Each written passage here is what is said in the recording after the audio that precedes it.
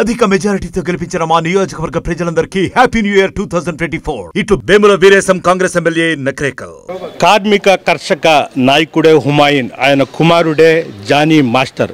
ప్రస్తుతం ఆయన త్వరలో నెల్లూరు జిల్లాలో రాజకీయ రంగ ప్రవేశం చేయబోతున్నట్టు ప్రచారం అయితే ముమ్మరంగా జరుగుతుంది. ప్రస్తుతం జానీ మాస్టర్ మనతోనే ఉన్నారు, ఆయనతో మాట్లాడదాం. నమస్తే జానీ మాస్టర్ గారు.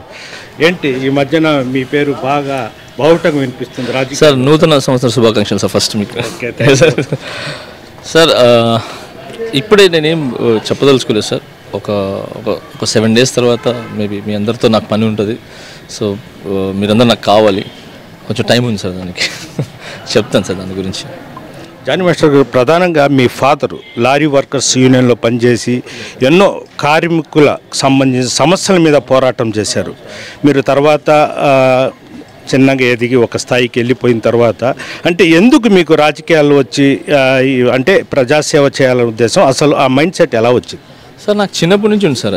అది మా నాన్నగారు చూసినప్పటి నుంచి ఆ సమస్యలు ఏదైతే వచ్చాయో, ఇప్పుడు ఆయన సెక్రటరీగా ఉన్నప్పుడు ఆయన దగ్గరికి వచ్చే సమస్యలు కానీ, ఆయన వెళ్ళి చూసి వాళ్ళ దగ్గర కూర్చొని వాళ్ళ ప్రాబ్లమ్స్ కానీ, అంటే ఒక్కొక్క ఇంట్లో అంతంత బాధలు ఉంటాయా, అంటే మనిషికి సహాయం చేసుకోలేడా? అప్పట్లో నాకు చాలా అంటే ఎప్పుడు ఎంతసేపటికి నేను ఏం చూశానంటే నాది నేను బాగుంటే చాలు అనే ఒక మైండ్ సెట్స్ కొన్ని చూశాను నేను. అందరి గురించి మాట్లాడలేదు, కొంతమంది. సో ఆ కాల్ నుంచే నేను స్కూల్స్లో చూసినవి కానీ, అక్కడ వాళ్ళ ఇబ్బందులు, అంటే స్కూల్లో వాళ్ళు అంటే కరెక్ట్గా ఉన్నతమైన చదువులు చదివించుకోలేక వాళ్ళ పిల్లల్ని స్కూల్కి మన స్కూల్ నుంచి తీసుకుని వచ్చి పనులు వదిలేయటం, చిన్నప్పుడు పనులు వదిలేయటం, వాళ్ళు ఇంకా పని చేసుకుంటూ అలానే ఇంకా ఉండిపోయి, అంటే నా కళ్ళారు నా ఫ్రెండ్స్ కానీ చాలామందిని చూసారు. చిన్నప్పటి నుంచి అలానే ఉండిపోయిన వాళ్ళు చాలామంది ఉన్నారు. అలాగే వైద్యం, సో హాస్పిటల్స్లో అక్కడ ఉన్న ప్రాబ్లమ్స్ కానీ, సో కళ్ళ ముందు నేను చాలా చూశాను అనమాట. ఇవన్నీ బాగుపడాలంటే ఏం చేయాలి అని చెప్పి కొన్ని దారులు ఉన్నాయి. సో ఆ దారులు 3 దారులు ఉన్నాయి సార్. ఒక దారి స్పోర్ట్స్, మనం అక్కడికి అంటే దానికి అసలు మన చాలా దూరం ఉంది స్పోర్ట్స్ అనేది. నేనున్న లొకాలిటీ నుంచి ఒక లారీ డ్రైవర్గా నేను అంత దూరం ఆలోచించలేను. అందులో రాజకీయం ఒకటి ఉంది. సో మంచి చేయడానికి ప్లేసెస్ చెప్తున్నాయి, ఇది అంటే మనీ ఎలా వస్తుంది, ఎలా హెల్ప్ చేయొచ్చు అనేది. తర్వాత సినిమా ఇండస్ట్రీ ఉంది, మిగతా అన్నీ ఉన్నాయి. కానీ టక్కని గుర్తించి ఇమీడియట్లీగా బయటకు వచ్చి దాని నుంచి సోర్స్ ఉంది 10 మందికి హెల్ప్ చేయటం దానికి అనమాట. సో దాని గురించి నేను ఏం చేశానంటే, సరే ఫస్ట్ ఇవన్నీ మనకు దూరం కాబట్టి ఫిల్మ్ ఇండస్ట్రీ నుంచి వెళ్తే బాగుంటుంది అని చెప్పి ఇండస్ట్రీకి వెళ్ళడం జరిగి మీరందరూ అందరి బ్లెస్సింగ్స్ వల్ల మంచి హైట్స్లోకి వెళ్ళాను. సో సంపాదించుకున్నాను. నాకున్న పరిధిలో చాలామందికి ఏం చేయాలో చేస్తూ, అది సరిపోక నేను ఎంత ఇచ్చినా తక్కువ అవుతుంది, ఏం చేసినా తక్కువ అవుతుంది. ఎప్పటికెప్పుడు ఇప్పుడు ఇక్కడ ఒక సమస్య నేను క్లియర్ చేశాను, అమ్మాయి హ్యాపీ బాగుంది అనగానే ఇంకొక మెసేజ్ వస్తుంది, అన్న చాలా బాధలో ఉన్నా, ప్లీజ్ హెల్ప్ మీ. సరే అది క్లియర్ చేసి వచ్చేటప్పుడు ఇంకొక. సో ఈ అన్నిటికీ నాకు ఏమంటారు సమాధానం దొరకలా, ఏం చేయాలి అని చెప్పి. సో ఆ విధంగా సరే ఇప్పుడు కాదు ఇంకొంచెం కొన్ని రోజులు పోయిన తర్వాత అని చెప్పి ఆగా. లాస్ట్ దాంట్లోనే నేను రావాలి లాస్ట్ టైమే, బట్ కొన్ని రోజులు ఆగా, వద్దు ఇప్పుడే అని చెప్పి. సో ఇప్పుడు కొంచెం బాగున్నాను, హ్యాపీగా ఉన్నాను. నేను ఒకవేళ కొంచెం ఒక 2-3 సంవత్సరాలు నేను ఇంట్లో కూర్చున్నా కూడా కొంచెం ఇబ్బంది లేకుండా 10 మందికి హ్యాపీగా చూసుకునేంత ఉంది కాబట్టి దెన్ ఐ విల్ కమ్, అంటే నేను వచ్చి చేద్దామని చెప్పి ఇప్పుడు దిగటం జరిగింది.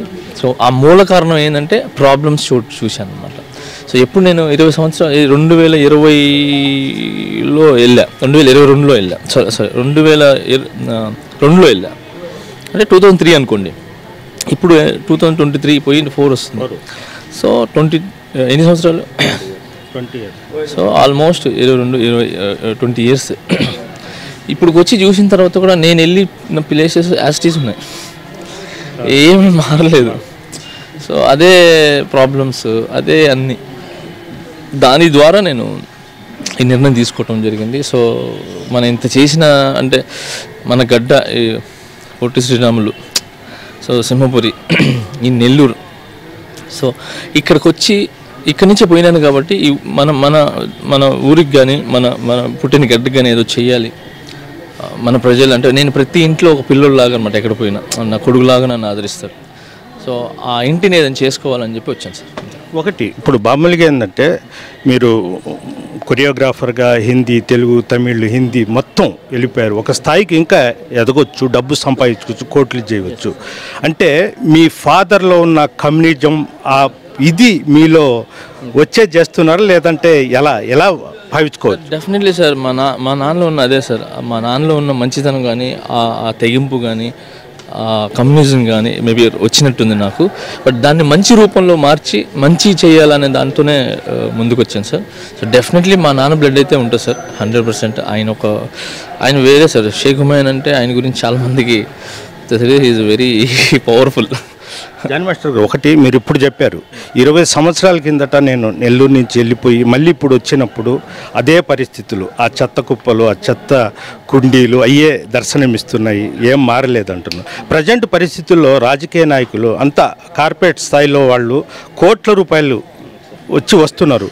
అలాంటి వాళ్ళ ముందు మీరు నిలబడగలరా? నిలబడే ధైర్యం ఉందా?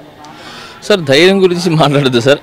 ఎందుకనంటే ఫస్ట్ ఆఫ్ ఆల్ నేను ముస్లిం సార్.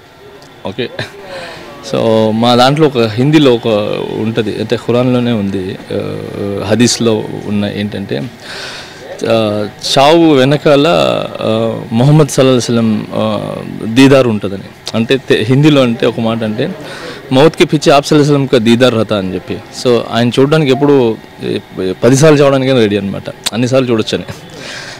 సో ఆ చావు అనేది సార్ ఇది ధైర్యము, అది చాలా దూరం సార్, అది చాలా వెనక, అది లేదు సార్. ఫస్ట్ నేను ఒక చిన్న మాట సార్, మనం చచ్చిపోతామని చెప్పి మర్చిపోయి బతుకుతున్నాం సార్, అందుకే హ్యాపీగా ఉన్నాం.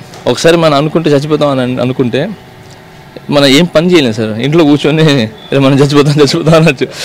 సో అదంతా మర్చిపోయి ధైర్యం అనేది లేదు సార్. సార్ మంచి మనసు ఉంటే చాలు సార్, అంతే. అంటే ఇక్కడ ఫ్రీగా ఉండే ఏమంటారు, ఇక్కడ మంచి ఖాళీగా ఉండి ప్రశాంతంగా ఉంటే చాలు సార్. అలా ఏం లేదు, ధైర్యం ఉంది సార్. ధైర్యానికి అసలు సంబంధం లేదు. ఇది మంచి చేయడానికి వచ్చినప్పుడు 10 మంది బాగుండాలని వచ్చినప్పుడు మనల్ని ఎవడో కాపాడుతాడు, ఎవడో చేస్తారని కదా సార్.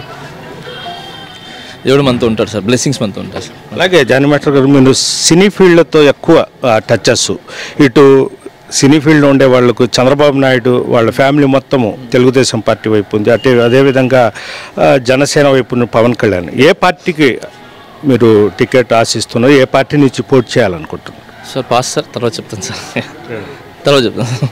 ఇంకా నియోజకవర్గం కూడా ఏదనేది డిసైడ్ చేయాలి సార్, అది చెప్తాను సార్. అంటే నాకు 5 days 7 days తర్వాత వెళ్తాను సార్. ఖచ్చితంగా వస్తుంది సార్, అంతే సార్, ఇంకేం లేదు. అదేవిధంగా ఈ 4 ఏళ్ల జగన్ ప్రభుత్వం పట్ల మీరు ఎలా చూస్తున్నారు? సార్ నేను మళ్ళీ చెప్తున్నాను సార్, నేను ఇక్కడికి వచ్చింది తప్పుల్ని ఎత్తి చూపడానికి రాలేదు సార్. జరిగిన తప్పుల్ని ఎలా సరిదిద్దుకోవచ్చు, ఎలా దాన్ని క్లియర్ చేసుకుని ముందుకు వెళ్తే బాగుంటుంది, జనాలు బాగుంటారు, జనాలు మనం బాగుంటాం అనేది కోరుకుంటాం, అంతే సార్. చివరిగా ఒక పక్క అంగన్వాడీలు, అదేవిధంగా ఆశా వర్కర్లు, అదేవిధంగా మున్సిపల్ కార్మికులు మొత్తం గత 15-16 రోజుల నుంచి ధర్నా కార్యక్రమం నిరసన కార్యక్రమం చేస్తున్నారు వాళ్ళ కనీస హక్కుల కోసం. మీరు వాళ్ళకి ఎలాంటి భరోసా, అంటే వాళ్ళ హక్కుల కోసం చేస్తున్నారు, ఎలాంటి మీ మద్దతు ఇవ్వబోతున్నారు? సార్ మొన్న వచ్చి అంత కూర్చొని చేశాను కదా, దానికంటే మద్దతు ఇంకేం ఇవ్వాలి సార్. సార్ నాకున్న పరిధిలో, నాకున్న సోర్స్లో నేను వచ్చాను, కూర్చాను, వాళ్ళ గొంతుతో నా గొంతు కలిపి సో వాళ్ళకి సపోర్ట్ చేశాను సార్. ముందు చూడాల్సింది గవర్నమెంట్ చూడాలి సార్, గవర్నమెంట్తో ఉంటుంది అంతే. సో ఐ సపోర్ట్ వాళ్ళకి, ఏది ఇస్తే బాగుంటుంది సార్. వాళ్ళు అంటే చెప్తున్నాను కదా సార్, అన్నీ కూడా ఇప్పుడు నేనున్నాను సార్, నాకు కావాలని చెప్పి నేను 10 రాసుకుంటా, 10 రాసుకుంటా, దాంట్లో 5 అయినా వస్తాయని చెప్పి. సో నేను అన్నిటికీ ఇవ్వమని చెప్పట్లా, ఏదైతే న్యాయబద్ధంగా ఉందో దానికి ఇవ్వండి అని చెప్తున్నాను అంతే. సో మనిషి చనిపోతే ఇది 51 అని అంటే కొంచెం ఇది అనమాట, అది చాలా ఎట్టిపోతుంది. ఇప్పుడు 50,000 1 lakh ఎట్టిపోతుంది చెప్పండి. సో దాన్ని పెంచడం అనేది అదొక రీజన్ అనిపించింది. దాని తర్వాత జీతాలు ఏదైతే ఉన్నాయో 2 months నుంచి ఇవ్వకుండా 3rd month నడుస్తుంది. సో ఒక నెల జీతం రాకపోతేనే ఇంట్లో ఎలా ఉంటుందో నేను అక్కడి నుంచి చూసి వచ్చినాను.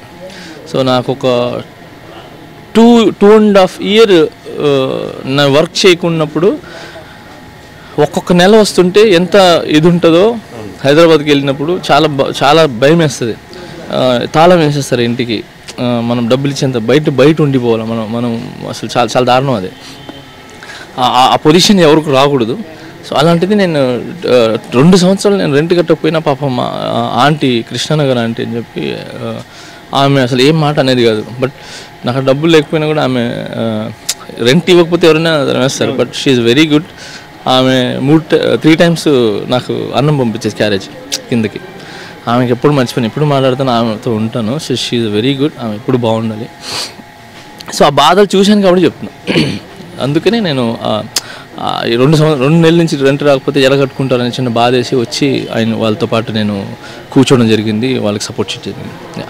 ఇది పరిస్థితి. అట్టడుగు నుంచి వచ్చాను. ప్రధానంగా పేదరికం తెలుసు, ఆకలి తెలుసు. అందుకోసమే నేను మళ్ళీ రాజకీయాల్లోకి వచ్చి తన వంతుగా తన నెల్లూరు గడ్డను ఏదే విధంగా డెవలప్ చేయాలనే ఉద్దేశంతో రాజకీయాలు వస్తున్నానని కూడా మన జానీ మాస్టర్ చెప్తున్నారు. వీడియో జర్నలిస్ట్ ప్రదీప్తో గయాజ్, RTV నెల్లూరు నుంచి. మరిన్ని వీడియోస్ కోసం ఛానల్ ని సబ్స్క్రైబ్ చేయండి. లేటెస్ట్ అప్డేట్స్ కోసం వాట్సాప్ ఛానల్ ని ఫాలో చేయండి. అండ్ లింక్ డిస్క్రిప్షన్ లో ఉంది.